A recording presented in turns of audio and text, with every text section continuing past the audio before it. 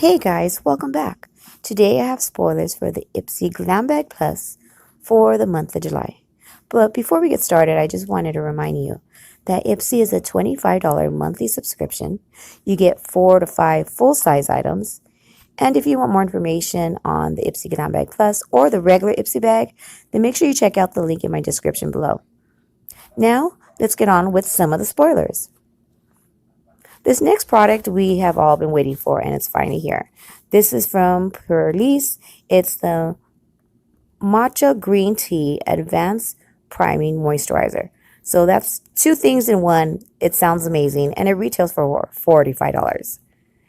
The next product is from Huda Beauty, and it's the 3D Highlighter Palette. This is going to be a variation item, and if you don't get this, it will be the eyeshadow palette, which is also a variation item.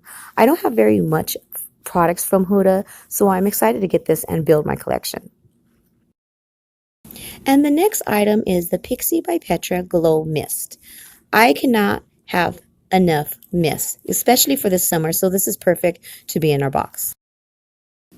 Now the next item is from Glow Recipes, and it's the Watermelon Glow Pink Juice Moisturizer.